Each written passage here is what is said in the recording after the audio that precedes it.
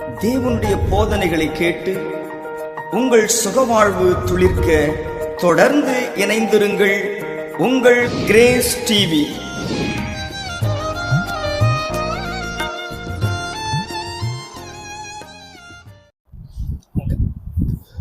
கர்த்தராகிய இயேசு கிறிஸ்து நாமத்தினாலே உங்களை வாழ்த்துகிறேன். தொடர்ந்து நாம வேதத்திலிருந்து நிறைய காரியங்களை நாம் கற்று வருகிறோம். இந்த வாரத்திலும் கூட தேவனுடைய வார்த்தையிலிருந்து சில முக்கியமான காரியங்களை நாம் கற்றுக்கொள்ளலாம். ஒவ்வொரு வாரத்திலும் தேவனுடைய பார்வையில் நான் யார் அப்படிங்கிற தலைப்பின் கீழே நாம் தியானித்து வருகிறோம். நிச்சயமாக தொடர்ச்சியாக நீங்கள் அந்த சத்தியங்களை கேட்கும்போது தேவனுடைய பார்வையில் நான் யாராக இருக்கிறேன் அப்படிங்கிற அந்த வெளிச்சத்தை நீங்கள் நிச்சயமாக அறிந்து கொண்டு ஒரு நல்ல ஒரு சீர்பொருந்துதலுக்குள்ளும் ஒரு மறுரூபத்துக்குள்ளும் வருவீர்கள் என்று சொல்லி நான் நம்புகிறேன். ஹல்லேலூயா. ஸோ ஆண்டவர் நம்மை உற்சாகப்படுத்த விரும்புகிறார், நம்மை உயர்த்த விரும்புகிறார். எல்லா விதங்களிலும், ஆத்துமாவிலையும் சரி, சரீர பிரகாரமும் சரி, தேவனுடைய பிள்ளைகள் எல்லா விதத்திலையும் நல்ல பர்சனாலிட்டியோடு இருக்கணும்னு சொல்லி ஆண்டவர் விரும்புகிறார். ஒருவேளை நம்முடைய பிறப்பின் நிமித்தமாகவோ இல்லை நம்முடைய குடும்பத்தினுடைய பேக்ரவுண்ட் நிமித்தமாகவோ, நம்ம வாழ்கின்ற சில வாழ்க்கை சூழ்நிலையின் நிமித்தமாகவோ நாம் ஒடுக்கப்பட்டது போல, நொறுக்கப்பட்டது போல, உடைக்கப்பட்டது போல, லைஃப்பில் இனிமேல் என்ன இருக்குது நம்ம சாதிக்கிறதுக்கோ நம்ம சந்தோஷப்படுறதுக்கோ எதுவுமே இல்லை அப்படிங்கிற மாதிரிலாம் சில குறைவான மனப்பான்மைகள் வரலாம். சில நேரங்களில் தாழ்வு மனப்பான்மைகள் வரலாம். ஸோ என்ன ஆனாலும் சரி, நீங்கள் எப்போ தேவனுடைய பார்வை என் மேலே எப்படிப்பட்டதாக இருக்கிறது அப்படிங்கிறத நீங்கள் தெரிந்து கொள்றீங்களோ, அப்போ நிச்சயமாக நீங்கள் என்ன நிலைமையில் இருந்தாலும் உங்களுக்குள்ள ஒரு நம்பிக்கையின் விதை உங்களுக்குள்ள விழ ஆரம்பிக்கிறது. நிச்சயமாக நீங்கள் என்ன பண்ணுவீங்க, அடுத்த லெவலில் நீங்கள் வளர ஆரம்பிப்பீர்கள். அதற்கு நான் நிறையா காரியங்களை பேசியிருக்கிறேன். திமிர்வாதக்காரனை குறித்து பேசியிருக்கிறோம். எவ்வளவோ நாள் அவர் முடக்கப்பட்ட நிலைமையில் இருந்தார். ஆனால் தேவனுடைய வார்த்தை அவருக்குள்ள வரும்போது, தேவ பிரசன்னத்தில் அவன் வரும்போது, தேவன் தம்முடைய வார்த்தையை அவனுக்காக கொடுக்கும்போது, மகனே திடன்கொள், உன் பாவங்கள் உனக்கு மன்னிக்கப்பட்டது, நீ எழுந்து நடன்னு ஆண்டவர் சொன்னப்போ அவன் வாழ்க்கை முழுவதுமாய் அங்கே பெரிய ஒரு மாற்றத்தை அவன் பெற்றுக்கொள்ளுகிறதை பார்க்கிறோம். ஸோ இதற்கு காரணம் தேவ பிரசன்னத்தில் அவன் வந்தது. அதுக்கப்புறம் ஆண்டவருடைய வார்த்தை அவன் கேட்டது. மகனே அப்படிங்கிற ஒரு அன்பான வார்த்தை பாருங்களேன், ஒரு அன்பான வார்த்தை. அவர் பாவத்தை மன்னிக்கிறது, அவனை தைரியப்படுத்துவது, அவன் எத்தனை வருடங்களா படுக்கையில இருந்தவனை எழுந்து நடக்க செய்தது. ஹல்லேலூயா. ஸோ இன்றைக்கும் உங்களுடைய வாழ்க்கையில ஏதோ சில சூழ்நிலைகள் உங்களுடைய கை கால்களை முடக்கி போட்டதை போல இருக்கலாம். அது எந்த சூழ்நிலையாக இருந்தாலும் பரவாயில்ல, ஆண்டவர் உங்களை விடுதலையாக்க அவர் வல்லவராக இருக்கிறார். அதற்காகவே உங்களோடு கூட பேசி கொண்டு இருக்கிறார். ஸோ தேவனுடைய பிள்ளைகளை கூட சில நேரம் அந்த உலகமோ இல்லை உலக மனிதர்களோ சூழ்நிலைகளோ கட்டி போட்டதை போல மாற்றலாம். உதாரணத்துக்கு பவுலையும் சீலாவையும் சுவிசேஷம் அறிவிச்சுட்டு இருக்கிறாங்க, அவங்கள சிறைச்சாலைகளை கொண்டு போய் கட்டி போடுறாங்க. ஆனால் ஆண்டவரை அவங்க அந்த சூழ்நிலைகளை பார்க்காம தன்னுடைய உள்ளத்தின் ஆழத்திலிருந்து ஆண்டவருடைய நன்மைகளையும் அவருடைய குணாதிசயங்களை நினைச்சு அவங்க அப்படியே பாட்டு பாடி ஆராதிக்கிறாங்க. ஒரு ஆவிக்குரிய தன்மையை அங்கே ஜஸ்ட் அப்படியே ரிலீஸ் பண்ணுறாங்க. மிகப்பெரிய விடுதலையை அவர்கள் அனுபவிக்கிறார்கள். ஸோ இந்த நம்ம சத்தியத்தை கற்றுக்கொள்ளுகிற இந்த கொஞ்ச நேரம் உங்களுடைய வாழ்க்கையை ஒரு அடுத்த லெவலுக்கு முன்னோக்கி கொண்டு போகும் அப்படின்னு சொல்லி நான் நம்புகிறேன். தொடர்ந்து இந்த நாளிலும் வேதத்தின் வெளிச்சத்தில் தேவனுடைய பார்வையில் நான் யார் அப்படிங்கிறத நான் உங்களோடு கூட கற்றுக்கொள்ள விரும்புகிறேன். ஏன்னா நான் என்னை குறித்து எனக்கு ஒரு பார்வை இருக்கும், என்னை குறித்து என்னை சுற்றி இருக்கிறவர்களுக்கு ஒரு பார்வை இருக்கும். ஸோ இதெல்லாம் எப்படி அப்படின்னா, அவங்க நம்மளில் என்னத்தை பார்க்குறாங்களோ இல்லை அவங்க எதை அனுபவித்தார்களோ அந்த அனுபவத்தின் அடிப்படையில் நான் எதை வெளிப்படுத்துகிறனோ அதன் அடிப்படையில் தான் நானும் என்னை குறித்து யாருன்னு சொல்லுவேன், என்னை சுற்றி இருக்கிறவங்க என்னை குறித்து யாருன்னு சொல்லுவாங்க. ஆனால் தேவன் அப்படி அல்ல. நம்முடைய சூழ்நிலையின் அடிப்படையிலேயோ இல்லைன்னா நான் என்ன கிரியையை வெளிப்படுத்துகிறேனோ அந்த கிரியையின் அடிப்படையிலேயோ தேவன் நம்மை பார்க்கிற தேவன் அல்ல. அவர் தாயின் கற்பத்தில் உருவாக்குவதற்கு முன்பாகவே உங்களையும் என்னையும் குறித்து ஒரு மிகப்பெரிய மேன்மையான திட்டத்தோடு கூடதான் உருவாக்கி இருக்கிறார். ஸோ அந்த திட்டம் என்ன என்பதை அவருடைய பார்வை நமக்கு வெளிப்படுத்தி கொடுக்கிறது. ஸோ அதை நாம் தொடர்ச்சியாக தியானிக்கிறோம். இன்றைக்கும் பவுல் அவருடைய அப்போஸ்தலனாகிய பவுல் அவருடைய வாழ்க்கையில இருந்து தேவனுடைய பார்வை எவ்வளவு விலையேற பெற்றதா இருக்கிறது என்பதை நாம் அறிந்து கொள்ளலாம். தொடர்ந்து ஊழியர்களுடைய பார்வையோ அல்லது மனிதருடைய பார்வையோ பவுலை குறித்து எப்படிப்பட்டதா இருக்கிறது அப்படிங்கிறத நான் உங்களோடு கூட கற்றுக் கொடுக்க விரும்புகிறேன். நாம் ஜெபித்து இந்த வேதத்தை நாம் தியானிக்க ஆரம்பிக்கலாம். ஜெபிக்கலாம். நல்ல தகப்பனே, உம்மை நாங்கள் நன்றியோடுமை துதிக்கிறோம் அப்பா, ஸ்தோத்தரிக்கிறோம் ஆண்டவரே. சத்திய ஆவியானவர் வரும்போது சகல சத்தியத்திற்குள்ளும் உங்களை நடத்துவார் என்று எழுதப்பட்டு இருக்கிறது. இப்பொழுதும் பரிசுத்த ஆவியானவர் நீர் எங்களுக்கு தேவையான காரியங்களை போதித்து எங்களை வழிநடத்தும் ஆண்டவரே. உம்முடைய பார்வையில் நாங்கள் யாரா இருக்கிறோம் என்பதை நீர் எங்களுக்கு இன்னும் ஆழமாக கற்றுக்கொடும். அந்த பார்வை எங்களை உருவாக்கும், எங்களை உருமாற்றும் ஆண்டவரே. Thank you Lord. இதை பார்க்கிற ஒவ்வொரு பிள்ளைகளுடைய வாழ்க்கையிலும் மிகப்பெரிய மாற்றம் உண்டாகட்டும் ஆண்டவரே. ஹல்லேலூயா. Thank you Lord. உம்முடைய வார்த்தையின் வல்லமையும் ஆவியின் வல்லமையும் ஒவ்வொருவருக்குள்ளும் கடந்து செல்லட்டும். எப்பேற்பட்ட முடக்கப்பட்ட மனநிலையில் இருந்தாலும், வாழ்க்கை முடிந்து விட்டது என்கிற மனநிலையோடு இருந்தாலும், ஓ தேங்க்யூ ஜீசஸ். தேவ ஆவியானவர் இந்த பிள்ளைகளோடு கூட நீர் பேசும் ஆண்டவரே. ஹல்லேலூயா. உம்முடைய வார்த்தை பெண்மான்களை ஈன பண்ணும் ஆண்டவரே. ஓ தேங்க்யூ ஜீசஸ். நன்றி இயேசுவே, நன்றி இயேசு. உம்முடைய வார்த்தை கண்மலையை நொறுக்குகிற சம்மட்டியை போன்றதப்பா. நன்றி இயேசுவே, நன்றி இயேசுவே. Thank you Lord, thank you Lord. இந்த வார்த்தையின் மூலமாய் ஒவ்வொருவரும் ஆசீர்வதிக்கப்படுவார்களாக. இயேசுவின் மூலம் ஜெபிக்கிறோம் நல்ல பிதாவே. ஆமேன், ஆமேன், ஆமேன். ஓகே, பவுலுடைய வாழ்க்கையில இருந்து தேவனுடைய பார்வையில நம்ம யார் அப்படிங்கிற சத்தியத்தை நான் கற்றுக் கொடுக்க விரும்புகிறேன். நம்ம எல்லாருக்குமே தெரிந்த ஒரு சம்பவம். அப்போஸ்தலர் 9ஆம் அதிகாரத்துல அந்த தமஸ்குவின் பாதையில பவுல் இயேசு கிறிஸ்துவால் சந்திக்கப்படுகிறார். இந்த சம்பவம் நம்ம எல்லாருக்கும் நல்லா தெரியும். ஸோ அதில் இருந்து சில முக்கியமான காரியங்களை நாம் கற்றுக்கொள்ளலாம். ஓகே, இப்போ இயேசு கிறிஸ்து தன்னை வெளிப்படுத்துகிறார். ஒரு சூரிய பிரகாசத்தை போல ஒரு வெளிச்சம் பவுலின் மீது விழுகிறது. அவரோடு கூட அநேகர் போய்கிட்டு இருக்கிறாங்க. ஸோ இப்போ ஒரு மிகப்பெரிய ஒரு சம்பவம் நடக்கிறது. தேவன் இதுவரைக்கும் அவர் எப்படிப்பட்டவராய் இருக்கிறார்னா, தேவனுடைய சபையை அவர் பயங்கரமா துன்பப்படுத்துகிறவராய், அதுல மிகவும் வைராக்கியம் கொண்டவராய், சீசரை பயமுறுத்தி கொலை செய்யற அளவுக்கு என்ன பண்ணிட்டு இருக்கிறாரு, பயங்கரமா தீவிரமா வேலைகளை பார்த்து கொண்டிருக்கிறார். ஏன்னா அவர் யூதருடைய அந்த நியாய பிரமாணங்கள், யூதருக்கான அந்த வைராக்கியங்கள், இது எல்லாமே பவுல்கிட்ட 100க்கு 1000 மடங்கு இருந்ததுன்னு சொல்லலாம். அந்த அளவுக்கு அவர் வைராக்கியமா இருக்கிறார். அந்த காலகட்டத்துல இயேசு அப்படின்னா அவர் தேவனுக்கு விரோதமானவர். ஸோ அந்த இயேசுவை யாருமே அறிக்கை பண்ணக்கூடாது, ஏற்றுக்கொள்ளக்கூடாது அப்படின்னு சொல்லி யூதர்கள், பிரதான ஆசாரிகள் பயங்கரமா கட்டளை போட்டு இருக்கிறாங்க. ஸோ இதை நிறைவேற்றும்படிக்கு அங்க பவுல் என்ன பண்ணிட்டு இருக்கிறாரு, பயங்கரமா, ஒருவேளை அந்த இடத்துல அவருக்கு சவுல்னு பேர் இருக்கு, ஆனா நான் பவுல்னே சொல்றேன், நீங்க புரிந்து கொள்ளுங்க. அப்ப அந்த பவுல் என்ன பண்றாரு, பயங்கரமா சீறி வேலைகளை பார்த்து கொண்டிருக்கிறார். இப்போதான் இயேசு அவரை சந்திக்கிறார். நீ துன்பப்படுத்துகிற இயேசு நானே, முள்ளில் உதைக்கிறது உனக்கு கடினமாமே அப்படின்னு சொல்லி ஆண்டவர் 2 காரியங்களை பவுலோடு கூட பேசுகிறார். ஹல்லேலூயா. ஸோ ஆண்டவரை பார்த்தீங்கன்னா எப்பவுமே ஒரு 2 விதமாய் தன்னை வெளிப்படுத்துகிறார். ஒரு விதம் என்ன, ஒரு இடத்துல எழுதப்பட்டிருக்கு, யோவான் 1 அதிகாரத்துல சொல்றாரு இயேசு கிறிஸ்துவை பத்தி. யோவான் ஸ்நானகன் சொல்லும் போது உலகத்தின் பாவத்தை சுமந்து தீர்க்கிற தேவ ஆட்டுக்குட்டி, அவரை ஆட்டுக்குட்டியா காண்பிக்கிறார். அதே மாதிரி வெளிப்படுத்தின விசேஷத்துல 5ஆம் அதிகாரத்துல பார்க்கும்போது அங்க யோவான் இயேசுவை எப்படி பார்க்கிறார்னா, அவர் யூதா கோத்திரத்து சிங்கமா இருக்கிறார். ஹல்லேலூயா. சோ ஆண்டவர் இந்த 2 விதங்கள்ல என்ன பண்றாரு, இருக்கிறார். ஹல்லேலூயா.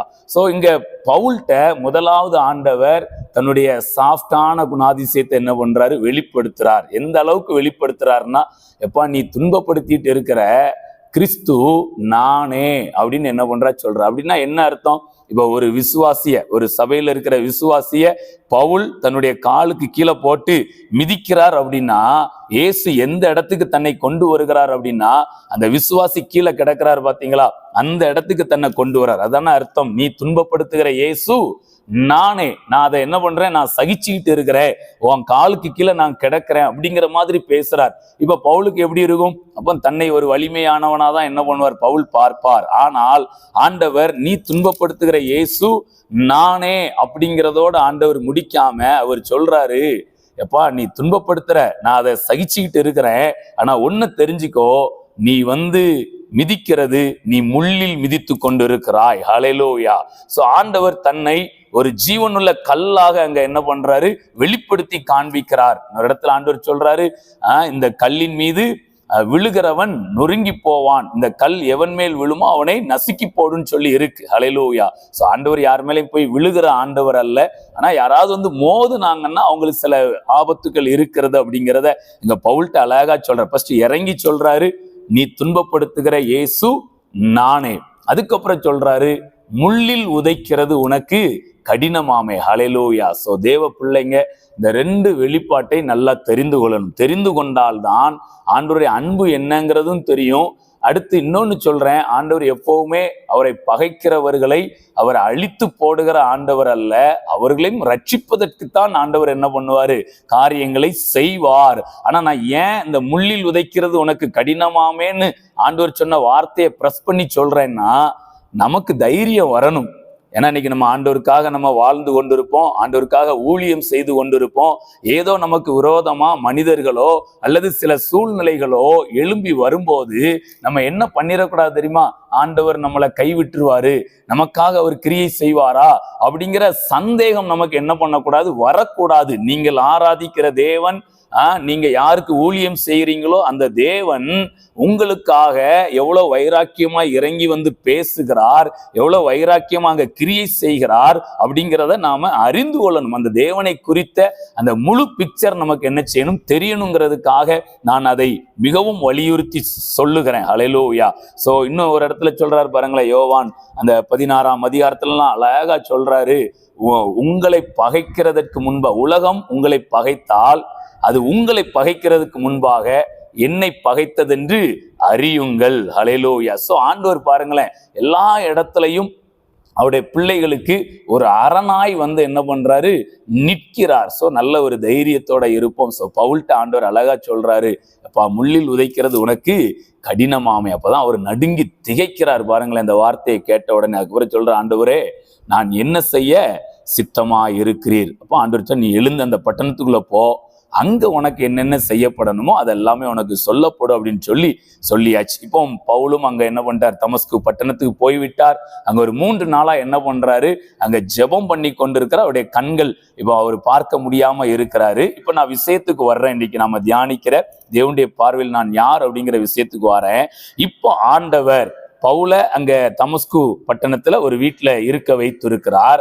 இப்போ தேவன் தான் சொல்ல வேண்டியதை சொல்லிட்டாரு. இனிமேல் ஒரு ஊழியக்காரரை கொண்டு பவுலுக்கு சில காரியங்கள் ஆண்டவர் என்ன பண்ண இருக்கிறாரு, செய்ய இருக்கிறார். ஹல்லேலூயா. சோ தேவ பிள்ளைகளை நீங்க நல்லா தெரிஞ்சு சில சத்தியங்களை அறிந்து கொள்ளுங்க. தேவன் டைரக்டா இறங்கி பவுலை சந்திக்கிறாரு. அவரு கண் தெரியாம போகுது, அவர் இப்ப ஜெபம் பண்ண ஆரம்பிக்கிற ஒரு மாற்றத்தை ஆண்டவர் கொடுக்கிறாரு. ஆனா அடுத்த திட்டங்களை தேவனே டைரக்டா என்ன பண்ணல, சொல்லவில்லை. அங்க அனனியா அப்படிங்கிற பேர் கொண்ட ஒரு சீசனை கொண்டு என்ன பண்றாரு, சவுல்ட்ட அந்த பவுல்ட்ட ஆண்டவர் வெளிப்படுத்துகிறார். சோ தேவ பிள்ளைகள், நமக்கு ஊழியக்காரங்க முக்கியமா, சபை முக்கியமா அப்படின்னு கேட்டீங்கன்னா நிச்சயமா முக்கியம். ஃபர்ஸ்ட் தேவன் முக்கியம், அப்புறம் அவருடைய சரீரமாகிய சபை முக்கியம். அந்த சபையில தேவன் நியமித்திருக்கிற மேய்ப்பர்கள் நிச்சயம் முக்கியமானவர்கள். ஏன்னா தேவனே டைரக்டா நம்மள்ட்ட சில வேலைகளை செய்கிறார். அதற்கப்புறமாக ஊழியர்களை கொண்டு சில காரியங்கள் ஆண்டவர் என்ன பண்றாரு, நிச்சயமாய் செய்கிறார். ஹல்லேலூயா. சோ அவர் அடுத்து என்ன செய்யணுங்கிறத தேவன் சொல்லாம நான் அனனியா மூலமா என்ன பண்ணுவேன் சொல்லுவார். சோ நான் இங்க வசனத்தை நான் முக்கியப்படுத்துறேன், தேவனை முக்கியப்படுத்துறேன், அவர் நியமித்திருக்கிற ஊழியர்களை நான் முக்கியப்படுத்துறேன். ஓகே, இப்போ ஆண்டவர் பவுல்ட்ட பேசி முடிச்சிட்டாரு. இப்போ பவுலுக்கு போய் தேவ திட்டத்தை அறிவிக்க வேண்டிய அனனியாட்ட என்ன பண்ணணும், அவர் காரியங்களை சொல்லணும். இப்ப என்ன நடக்குது கவனிக்கலாம். அப்போ அவங்க 10ஆம் வசனத்துல பாருங்க, அப்போஸ்தலர் 9ஆம் அதிகாரம் 10ஆம் வசனத்துல, தமஸ்குவிலே அனனியா என்னும் பேருள்ள ஒரு சீஷன் இருந்தான், அவனுக்கு கர்த்தர் தரிசனமாகிறார். யார், தூதன் தரிசனமாகல, கர்த்தர் தரிசனமாகி அனனியாவே என்றார். அவன், ஆண்டவரே இதோ அடியேன் என்றான். அப்பொழுது கர்த்தர் அவருக்கு ஒரு விஷயத்தை சொல்ல, நீ எழுந்து நேர்த்தெருவு என்னப்பட்ட தெருவுக்கு போய் யூதாவின் வீட்டிலே தர்சு பட்டணத்தான் ஆகிய சவுல் என்னும் பேருள்ள ஒருவனை தேடு, அவன் இப்பொழுது ஜெபம் பண்ணுகிறான். அழகா சொல்லிட்டாரு, தரிசனமாகி சொல்லிட்டாரு. அவன் நேர்த்தெரு என்னப்பட்ட அந்த தெருவுல இருக்கிறான். அவன் ஒரு வீட்டுல என்ன பண்ணிட்டு இருக்கிறான், ஜெபம் பண்ணி கொண்டு இருக்கிறான் அப்படின்னு இவ்வளவு தெளிவா ஆண்டவர் என்ன பண்ணிட்டாரு, அனனியாட்ட பிரத்யட்சமா அங்க தரிசனமாகி, அதுவும் தூதனை கூட அனுப்பல, கர்த்தரே வந்து அனனியாட்ட என்ன பண்ணிட்டு இருக்கிறாரு, பேசி கொண்டு இருக்கிறார். இப்போ அடுத்து இன்னும் என்ன சொல்றாரு பாருங்க, 12ஆம் வசனத்துல, அனனியா என்னும் பேருள்ள ஒரு மனுஷன் தன்னிடத்தில் வரவும் தான் பார்வை அடையும்படி தன்மேல் கை வைக்கவும் தரிசனம் கண்டான் என்றார். இவ்வளவு விளக்கமா சொன்னதுக்கு அப்புறம் அனனியா சொல்றாரு, அதற்கு அனனியா, ஆண்டவரே, இந்த மனுஷன் எருசலேமில் உள்ள உம்முடைய பரிசுத்தவான்களுக்கு எத்தனையோ பொல்லாங்குகளை செய்தான் என்று அவனை குறித்து அநேகரால் கேள்விப்பட்டு இருக்கிறேன். இங்கேயும் உம்முடைய நாமத்தை தொழுது கொள்ள யாவரையும் கட்டும்படி அவன் பிரதான ஆசாரியர்களால் அதிகாரம் பெற்றிருக்கிறானே என்றான். பாருங்களேன், ஆண்டவரே வந்து சொன்னாலும் அனனியாவால பவுலை குறித்து தேவன் என்ன சொன்னாரோ அதை என்ன பண்ண முடியல, நம்ப முடியல. தேவன் என்ன சொன்னாரு, அவன் இப்ப ஜெபம் பண்ணிட்டு இருக்கிறான், அனனியா என்கிற ஒரு மனுஷன் வந்து தன் மேல் கை வைத்து அவன் பார்வை அடையும்படி அவன் தரிசனம் பார்த்திருக்கிறான் இப்படின்னு பவுலுக்கும் அங்க தரிசனத்தை கொடுத்து, அந்த தரிசனத்தை அனனியாட்ட வந்து தேவன் இவ்வளவு தூரம் எக்ஸ்பிளனேஷன் பண்ணாலும் அனனியாவால என்ன பண்ண முடியல, அந்த வார்த்தையை ஏற்றுக்கொள்ள முடியவில்லை. பாருங்களேன், நான் இதை ரொம்ப பிரஸ் பண்ணி சொல்றேன். ஒரு நல்ல சீசன் அனனியா, நல்ல தேவ ஊழியக்காரர். ஆனால் தேவன் சொல்வதை காட்டிலும் அங்க என்ன இதுவரைக்கும் நடந்தது, இப்ப எதுக்காக பவுல் அங்க வந்தாரு அப்படிங்கிறது மனசுக்குள்ள என்ன செஞ்சுட்டு ஆழமாய் பதிந்து விட்டது தேவ பிள்ளைகளே. சோ இப்பேற்பட்ட மனநிலையிலிருந்து நாம என்ன பண்ணணும், வெளியில வரணும். ஆண்டவர் நம்மோடு கூட பேசுவார். ஒரு சூழ்நிலையில இருந்து, அந்த சூழ்நிலையின் மீது இருக்கிற பார்வையிலிருந்து நம்மை வெளியில் கொண்டு வரும்படி பேசுவார். ஆனா அப்படி பேசினாலுமே நாம எதை கேள்விப்பட்டிருந்தோமோ, எதை பார்த்திருந்தோமோ, அதுதான் நம்முடைய மனதை என்ன பண்ணுது, அதிகமாய் ஆளுகை செய்து. பாருங்களேன், கர்த்தர் வந்து தரிசனம் கொடுத்து இவ்வளவு தெளிவா பேசினாலும் அனனியாவால என்ன பண்ண முடியல, அந்த பவுலின் மீது இருந்த அந்த பயம், பவுலின் மீது இருந்த அந்த எண்ணம், பவுலை குறித்த அந்த பார்வை, அதுல இருந்து என்ன செய்ய முடியல, வெளியில வர முடியல. அப்ப அங்க பவுலை குறித்து அனனியாவின் பார்வை என்ன அப்படின்னா, அவன் பொல்லாங்கு செய்கிறவன். அல்லேலூயா. சோ இப்படிதான் ஜனங்கள் என்ன பண்றாங்க, ஜனங்கள்னு சொல்றதை விட ஊழியக்காரர்களே இப்படிதான் என்ன பண்றாங்க பார்க்கிறாங்க. இன்றைக்கு நாம் தேவன் கொடுக்கிற வார்த்தையின் வெளிச்சத்துல, அவருடைய அன்பின் வெளிச்சத்துல, அவருடைய கிருபையின் பிரமாணத்துல நாம் இந்த உலகத்தை பார்க்க அழைக்கப்பட்டிருக்கிறோம். அல்லேலூயா. சோ பாவத்தின் சம்பளம் மரணம் தான். ஆனா இதுக்குள்ள தேவனுடைய கிருபை வரமோ, இயேசு கிறிஸ்துவினால் உண்டான நித்திய ஜீவன். சோ அந்த கிருபையை உள்ள என்ன பண்ண வேண்டி இருக்குது, இறக்க வேண்டியிருக்கு. பாவம் பெருகின இடத்துல கிருபை அதிகமாய் பெருகிற்று. சோ ஒரு இடத்துல பாவம் பெருகுனோடனே பாவத்துக்கான தண்டனையை நாம சொல்ல ஆரம்பிச்சிடக்கூடாது. அந்த பாவத்தை தடுத்து நிறுத்துகிற, அந்த பாவத்திலிருந்து உலகத்தை மாற்றமடைய செய்கிற தேவ கிருபையை நாம என்ன பண்ண வேண்டியிருக்கு, அதிகமாய் சொல்ல வேண்டியிருக்குது. ஆனால் இந்த அனனியா பவுலை குறித்த அந்த பழைய சிந்தனை, பழைய பார்வை, அதையே என்ன பண்ணிட்டு இருக்கிறாரு, சொல்லி கொண்டு இருக்கிறார். ஆனால் ஆண்டவர் தெளிவா சொல்றாரு. அடுத்து சொல்றாரு பாருங்களேன் 15ல, அதற்கு கர்த்தர், நீ போ, பழச என்ன பண்ணாத, பார்க்காத. இப்ப அவன் எதுக்கு வந்தான் அதையும் பார்க்காத, நான் அவனை எதுக்காக அங்க கொண்டு போய் வைத்திருக்கிறேன் அதை மட்டும் நீ பாரு. நீ போ, அவன் புறஜாதிகளுக்கும் ராஜாக்களுக்கும் இஸ்ரவேல் புத்திரருக்கும் என்னுடைய நாமத்தை அறிவிக்கிறதற்காக நான் தெரிந்து கொண்ட பாத்திரம் என்று சொன்னார். ஹல்லேலூயா. சோ பவுலை தேவன் என்ன சொல்றாரு, நான் தெரிந்து கொண்ட பாத்திரம். அப்ப பவுலை குறித்த தேவனுடைய பார்வை என்ன, அவன் துன்பப்படுத்தினது உண்மைதான். சபை அவன் சீசர்களை பயமுறுத்தி கொலை செய்ய பிரயத்தனப்பட்டது எல்லாமே உண்மைதான். ஆனால் ஆண்டவர் சொல்றாரு, எப்ப அவன் கிரியைகள் இப்படி இருந்திருந்தாலும் என்னுடைய பார்வை, என்னுடைய திட்டம் அவன் மீது, அவன் என்னால் தெரிந்து கொள்ளப்பட்ட பாத்திரம். Price God. சோ நீங்க யாரை பார்த்தாலுமே நீங்களா ஜட்ஜ் பண்ணாதீங்க. தோற்றத்தின்படி என்ன பண்ணக்கூடாது, யாரையுமே தீர்ப்பு செய்யக்கூடாது. நீதியின்படி நாம் அவர்களை தீர்ப்பு செய்யணும். நீதினா என்ன, தேவ நீதி. தேவ நீதி என்ன, தம்முடைய ஒரே பேரான குமாரனை விசுவாசிக்கிறவன் எவனோ அவன் கெட்டு போகாமல் நித்திய ஜீவனை அடையும்படிக்கு உலகத்திலே தம்முடைய ஒரே பேரான குமாரனை அனுப்பி உலகத்துல என்ன பண்ணாரா, அன்பு கூர்ந்தார். ஸோ நீங்க முடிந்த வரை, ஒருவேளை மனிதனுடைய கிரியைகள் பயங்கரமா இருக்கும், நம்மளை வேதனைப்படுத்துற மாதிரி இருக்கும், துன்பப்படுத்துற மாதிரி இருக்கும், கொல்ற மாதிரி இருக்கும். ஆனா அந்த சூழ்நிலையிலையும் நீங்க என்ன பண்ணணும், இவங்க மேல தேவனுடைய பார்வை என்னதா இருக்கும், இவர்கள் தேவனால் தெரிந்து கொள்ளப்பட்டவர்கள். ஸோ இந்த பார்வையை நாம் மாற்ற வேண்டியதாய் இருக்கிறது. ஸோ இதை நாம் கற்றுக்கொள்ளுவோம்.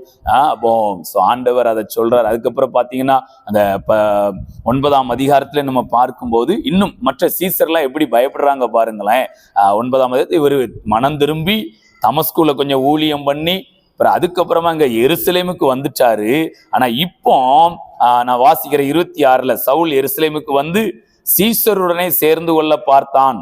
அவர்கள் அவனை சீசன் என்று நம்பாமல் எல்லாரும் அவனுக்கு பயந்திருந்தார்கள். பாருங்களேன், ஒரு மனிதன் மீது இருக்கிற தோற்றத்தின்படியான பார்வை தேவையில்லாத பயத்தை நமக்கு என்ன பண்ணுது, கொடுக்கிறது. ஸோ தேவனுடைய பார்வை என் மேல எப்படி இருக்குங்கிறத நாம் புரிஞ்சுக்கிடணும். நம்ம கூட அடுத்த கனெக்ஷன்ல இருக்கிறவங்க அவங்க மேல தேவனுடைய பார்வை எப்படி இருக்குங்கிறத நாம் தெரிந்து கொள்ளணும். இதெல்லாம் தெரியுமா அப்படின்னா கண்டிப்பா தெரியும். ஒண்ணு சூழ்நிலைகள்ல தெரியும், இல்லைன்னா ஆவியானவர் நமக்கு நல்ல உணர்வை நம்முடைய ஆவியில என்ன பண்ணுவாரு, கொடுப்பார். அப்ப அங்க இருக்கிற சீசர்கள் எல்லாருமே என்ன பண்றாங்க, பவுலுக்கு பயப்படுறாங்க. பவுல சீசன் என்று என்ன பண்ணல, அவங்க நம்பல. ஆனா 27ல பாருங்களேன், அப்பொழுது பர்னபா என்பவன் அவனை சேர்த்து கொண்டு அப்போஸ்தலரிடத்தில் அழைத்து கொண்டு போய் வழியிலே அவன் கர்த்தரை கண்ட விதத்தையும் அவர் அவனுடைய பேசினதையும் தமஸ்குவில் அவன் இயேசுவின் நாமத்தினாலே தைரியமாய் பிரசங்கித்ததையும் அவர்களுக்கு விவரித்து சொன்னான். ஹல்லேலூயா. சோ தேவனுடைய பார்வையை இங்க பர்னபா என்ன பண்ணிட்டாரு, நல்லா புரிந்து கொண்டார். ஆனா இங்க கர்த்தர் அவருக்கு தரிசனமாகி பேசினார்னா சொல்லப்படல. அவர் கேள்விப்பட்டாரா, இல்ல தேவன் எப்படி வழி நடத்தினா நல்லா உணர்ந்து கொண்டாரா? ஆனா பர்னபா என்ன பண்ணி கொண்டார், தேவனுடைய பார்வையை நன்கு புரிந்து கொண்டார். ஆனால் அனனியாவுக்கு கர்த்தர் தரிசனமாகி சொன்ன போது கூட அவருக்கு நம்பிக்கை வரல. மறுபடியும் ஆண்டவர் சொன்னதுக்கு அப்புறம் தான் அவர் என்ன பண்றாரு, போகிறார். சோ தேவ பிள்ளைகளை, முதலாவது உங்களை குறித்த தேவனுடைய பார்வை என்ன அப்படிங்கிறதுல நல்லா ஸ்ட்ராங்கா என்ன பண்ணுங்க, இருங்க. ஸோ இங்க ஒருவேளை இதை கேட்டு கொண்டு இருக்கிற உங்களுடைய வாழ்க்கையில ஏதாவது குறைவுகள் காணப்படலாம், இல்லை ஏதாவது தேவனுக்கு விரோதமான பொல்லாங்குகள் உங்கள்கிட்ட காணப்படலாம். ஆனால் தேவன் இப்போ உங்களை பார்த்து பொல்லாங்கு செய்கிறவன் ஆண்டவர் சொல்ல மாட்டாரு, உங்களை பார்த்தும் சொல்றாரு, நீங்கள் என்னால் தெரிந்து கொள்ளப்பட்டவர்கள், என் நாம மகிமைக்காக வாழும்படி நான் தெரிந்து கொண்ட பாத்திரமா இருக்கிறீர்கள். ஒருவேளை தேவ பிள்ளைகளை, இந்த செய்தியை கேட்டுக்கொண்டிருக்கிற உங்களுடைய வாழ்க்கையில ஒருவேளை சில ஊழியர்கள் உங்களை தோற்றத்தின்படி தீர்ப்பு செய்து உங்களை ஏதோ ஒரு காரியத்துல பொல்லாங்கு செய்தவர்களா, இல்லை ஏதோ தவறு பண்ணிட்டவங்களா, பாவம் பண்ணி விட்டவர்களாக உங்களை கடிந்து கொண்டிருக்கலாம். இல்லை நீங்க பழைய நாட்கள்ல செய்த ஏதோ தவறின காரியங்களையே உங்களை சொல்லி காண்பித்து உங்களை குற்றப்படுத்தி கொண்டிருக்கலாம். ஆனால் அந்த பார்வையை எல்லாம் நீங்க தூக்கி போட்டுட்டு தேவன் உங்களை எப்படி பார்க்கிறார் அந்த பார்வைக்கு வாங்க. அது மாதிரி ஊழியக்காரர்களா இருந்தா சொல்றேன், ஜனங்களை அந்த பழைய காரியங்களே நாம் அவங்களை பார்க்காம அந்த பார்வையை தூக்கி போட்டுட்டு தேவன் எப்படி இவங்களை பார்க்கிறார் அப்படிங்கிற பார்வைக்கு நாம் வருவோம். ஸோ பர்னபா அதுல ரொம்ப எக்ஸ்பர்ட்டா இருக்கிறாரு. பவுல் மீது தேவனுடைய பார்வை எப்படி இருக்கு, தெரிந்து கொள்ளப்பட்ட பாத்திரம். அதனால சீசரங்க சேர்க்க பயந்தாங்க. ஆனா பர்னபா அழகா பவுலை புரிந்து கொண்டதுனால அவரை கூட்டிக் கொண்டு எங்க கொண்டு போறாராம், அப்போஸ்தலரிடத்தில் கொண்டு போகிறார். Price God. ஸோ இப்போ உங்களுக்கு ஒரு குட் நியூஸா நான் சொல்றேன். உங்களை நன்கு, அதாவது தேவனுடைய பார்வை உங்க மேல என்னதா இருக்குங்கிறத புரிந்து கொள்ளுகிற பர்னபாக்களை தேவன் உங்களுக்கு கொடுக்கிறார். நான் நம்புறேன் இந்த செய்தி கூட உங்களுக்கு ஒரு பர்னபா மாதிரி. பாருங்களேன், நீங்க ஒரு சீசர்ட்ட போய் சேர்ந்துக்கலான்னு பார்த்திருப்பீங்க. ஆனால் இந்த செய்தி உங்களை இன்னும் கொஞ்சம் உயர்வாய் கொண்டு போய் அப்போஸ்தலர்களிடத்துல உங்களை கொண்டு போய் அறிமுகப்படுத்துகிறது. ஹல்லேலூயா. சோ தேவனுடைய பார்வை உங்கள் மீது இருப்பது நிஜமானால் சிலர் உங்களை பார்த்து பயப்படலாம், சிலர் உங்களை தவறாய் பேசலாம். ஆனால் உங்களை சரியாய் புரிந்து கொள்ளுகிற பர்னபாவை தேவன் உங்களுக்கென்று அனுப்பி சீசர்களிடத்தில் அல்ல அப்போஸ்தலர்களிடத்திலே உங்களை கொண்டு போய் சேர்ப்பது மட்டுமல்ல, பின் நாட்களிலே உங்களை மிகப்பெரிய பிரதான அப்போஸ்தலனாய் மாற்ற அவர் வல்லவராய் இருக்கிறார். ஹல்லேலூயா. ஆண்டவர் இந்த வார்த்தையின் மூலம் உங்களை ஆசீர்வதிப்பாராக. ஜெபித்து நாம் நிறைவு செய்யலாம். நல்ல தகப்பனே, நீர் உம்முடைய வேதத்தின் வெளிச்சத்தில் கற்றுக் கொடுத்த நல்ல சத்தியத்துக்காக உம்மை நன்றியோடு உம்மை துதிக்கிறோம், ஸ்தோத்தரிக்கிறோம். அப்பா ஆண்டவரே, ஒரு மனிதனை அவனுடைய பின் நாட்களில் அவன் செய்து வந்த கிரியைகளை கொண்டோ அல்லது இப்போ ரீசண்டா நாங்கள் கேள்விப்பட்ட கிரியைகளை கொண்டோ நாங்கள் தீர்மானிக்காமல், ஆண்டவரே நீர் ஒரு மனிதனை எப்படி நடத்துகிறீர், நீர் அவர்களை குறித்து எப்படி பார்க்கிறீர் என்கிற அந்த பார்வை எங்களுக்கு வேணாம் ஆண்டவரே. Thank you Lord, thank you Lord. அனனியாவை வைத்து நாங்கள் பார்க்கும்போது அனனியாவுக்கு நீங்க தரிசனமாகி பவுலை குறித்து எவ்வளவு சொன்னாலும் ஆண்டவரே அவர் அதை புரிந்து கொள்ள முடியாத அளவுக்கு பழைய காரியங்களே சொல்லுகிறார். பொல்லாங்கு செய்கிறவன் இப்பொழுதும் சீசர்களை கொலை செய்யும்படி அவன் கட்டளை பெற்று வந்திருக்கிறான். ரீபரா சேக்கே ரேமேனே தூரி காபா. அன்றே தேவையில்லாத பயங்கள் அன்றே சபைகளை விட்டு நீங்கட்டும், தேவ பிள்ளைகளை விட்டு நீங்கட்டும் ஆண்டவரே. ஹல்லேலூயா. பிள்ளைகளுக்கு விரோதமாய் வருகிற எல்லா காரியங்களையும் நீர் தடுத்து நிறுத்தி அன்றே உம்முடைய சித்தத்துக்கு பிரயோஜனமாய் இருக்கும்படி நீர் மாற்றி வைக்கிறீர் ஆண்டவரே. ஹல்லேலூயா, ஹல்லேலூயா. எதை குறித்து பயந்து கொண்டிருக்கிறார்களோ அதே காரியம் அன்றே மறுரூபமாகி மாற்றப்பட்டு அதே காரியம் பிள்ளைகளுக்கு பிரயோஜனமாய் இருக்கும்படி ஓ ஹல்லேலூயா. சபையை துன்பப்படுத்தி பாழாக்கி கொண்டிருந்த அந்த பவுலை கொண்டே அநேக சபைகளை நீர் ஸ்தாபித்தீரப்பா. அதை போல என்னென்ன காரியங்கள் இல்லை, யார் யார் இதை கேட்டுக்கொண்டிருக்கிற பிள்ளைகளுடைய வாழ்க்கையில இடரலாய் அன்றே பயமுறுத்துதலாய் பாழாக்குதலாய் இருக்கிறதோ அந்த காரியங்களில் எல்லாம் இப்பொழுதே ஒரு மிகப்பெரிய மாற்றம் உண்டாகட்டும், ஒரு மறுரூபம் உண்டாகட்டும். அதே காரியங்கள் பிள்ளைகளின் ஆசீர்வாதத்துக்கு ஏதுவாய் மாறட்டும் ஆண்டவரே. ஹல்லேலூயா. எது தடைக்கற்களாய் இருந்ததோ அதெல்லாம் படிக்கற்களாய் இயேசுவின் நாமத்தினாலே மாறி போவதாக. யார் யார் பிள்ளைகளுடைய வாழ்க்கையின் முன்னேற்றத்திற்கு தடைக்கற்களாய் இருந்தார்களோ அவர்கள் முன்னேறி செல்வதற்கான படிக்கற்களாய் மாறி போவார்களாக. நன்றி இயேசுவே. Thank you Lord. அதை போல ஆண்டவரே பர்னபா, அங்க நீங்க தரிசனமாகி பேசுனீங்கன்னு எழுதப்படல, ஆனாலும் பர்னபா எல்லாவற்றையும் நன்கு அறிந்து கொண்டார்.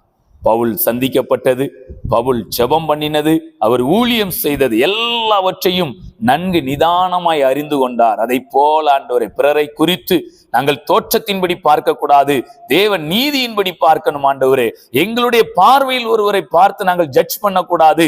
உம்முடைய பார்வையில் பிறரை பார்க்கத்தக்க கிருபைகள், பிறரை புரிந்து கொள்ளத்தக்க கிருபைகள் எங்களுக்கு உண்டாகட்டும் ஆண்டவரே. நாங்க அப்படி புரிந்து கொள்ளும் போது எங்களையும் ஜனங்கள் சரியாய் புரிந்து கொள்வார்கள். Thank you Lord. நன்றி ஆண்டவரே. Thank you Jesus. பர்னபா புரிந்து கொண்டதினால் பவுல் சீசர்களோடு சேர்ந்து கொள்ள பார்த்தார், ஆனால் பவுலோ அப்போஸ்தலரிடத்துல கொண்டு வந்து சேர்த்தார். இதை கேட்கிற பிள்ளைகளுடைய வாழ்க்கையிலே ஆண்டவரே ஒருவேளை சின்ன காரியத்தில் ஐயோ நான் இதுல போய் சேர்ந்துக்கிட்டேன் அப்படின்னு நினைச்சிருக்கலாம். ஆனால் இந்த சத்தியம் பிள்ளைகளை ஒரு மிகப்பெரிய இடத்துல கொண்டு வரட்டும். நாங்கள் வேண்டிக் கொள்வதற்கு நினைப்பதற்கு மிகவும் அதிகமாய் கிரியை செய்கிற உம்முடைய வல்லமை பிள்ளைகள் ஒவ்வொருடைய வாழ்க்கையிலும் கிரியை செய்வதாக. தொடர்ந்து நீர் ஆளுகை செய்யும். தேவனுடைய பார்வையில் நாங்கள் யார் என்பதையும், தேவனுடைய பார்வையில் பிறர் யாராய் இருக்கிறார்கள் என்பதையும் நாங்கள் சரியாய் தெரிந்து கொண்டு நல்ல ஒரு மறுரூபத்தோடு முன்னேறி செல்ல கிருபைகளை பெருக பண்ணும். நாம மகிமைப்படட்டும். இயேசுவின் மூலம் செபிக்கிறோம் நல்ல பிதாவே. ஆமேன்.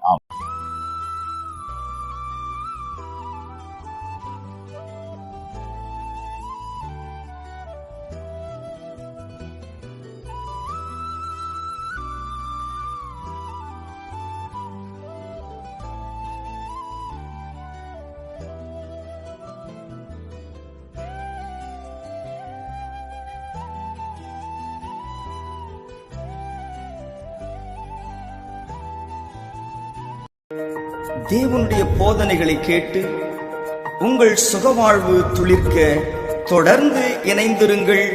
உங்கள் கிரேஸ் டிவி.